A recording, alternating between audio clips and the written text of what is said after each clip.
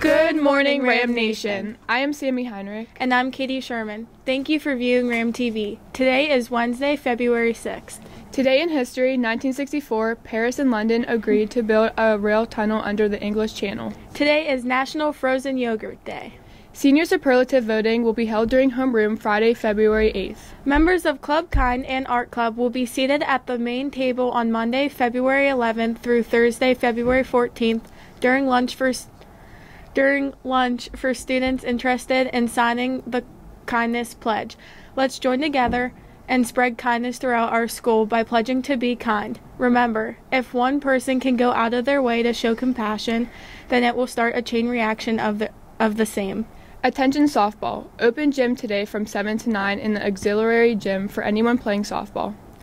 The first of 4 volleyball open gyms will be this Saturday, February 9th from 8:30 to 10. The open gym is for grades 7 through 11.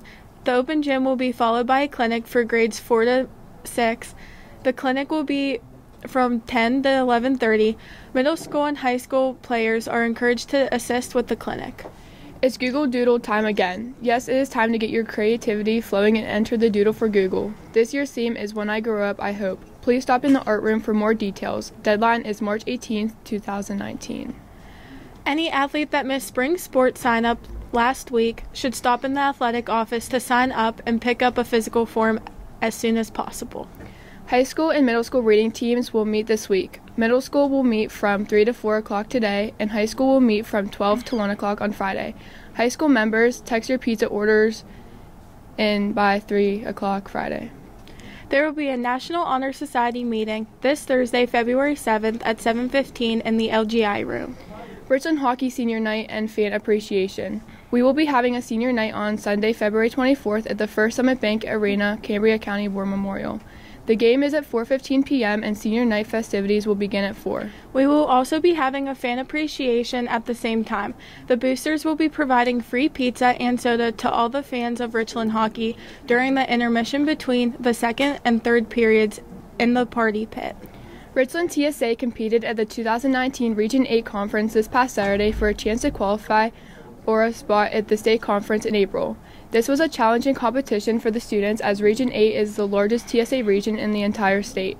Richland did not disappoint and competed at a very high level with 32 of 40 students earning a bid to states by placing in the top 3 in multiple events. High school, Aditi Schroeder, Kennedy Brown, Emma Richards, Hayden Ling, Cassidy Orr, Lakin Koslow, Zach Page, Riley Morgan, Sarah Fetterman, Brooke Spisak, Adam Uzmanov, Vignesh Alanovit, Carmen Walker, Joanne Saloga, and Noel Rakowski. Middle school, Brooke Thomas, Kendall Yeager, Ayush Sridhar, Malia Raza, Julie Manzauer, Austin Seifert, Melanie Gurko, Michelle Zhang, Margaret Orr, Andrew Bauer, Munir Murad, Andrew Flowers, Caden Milne, Austin Artem, Ethan Cafeo, Aaron McKendry, and Brian Zhang. Have a ramtastic day. Luke, what's the lunch today? Chicken mashed potato, go Rams. Go Rams.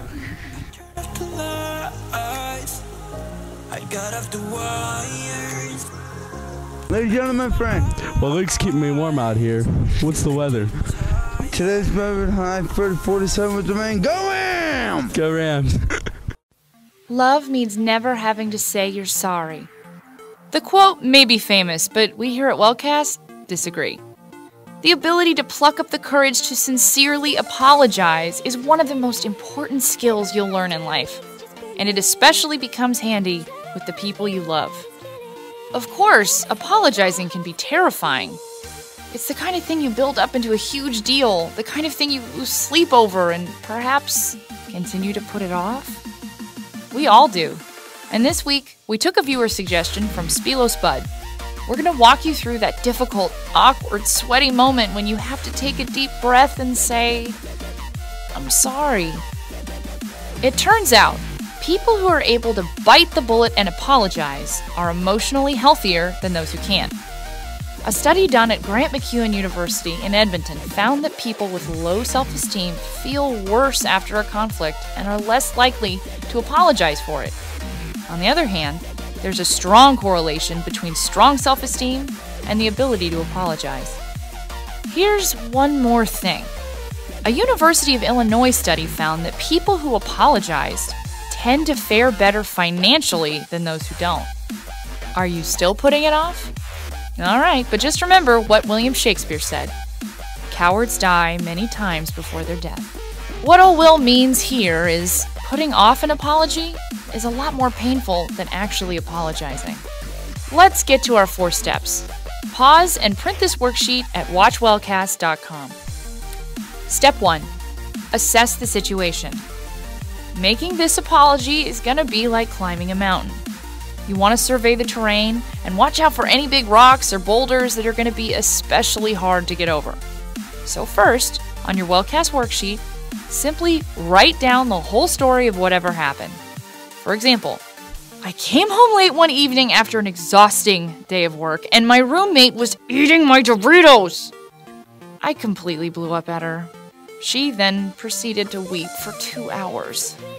Step 2. Write out your game plan and stick to it. We're big fans of scripting out what we're going to say beforehand here at Wellcast. It takes a little bit of the nerves away from actually, doing the thing. So on your Wellcast worksheet, try writing out a practice apology speech. Make sure you hit the following points when you're giving your apology. Acknowledge what you did wrong and take responsibility for it.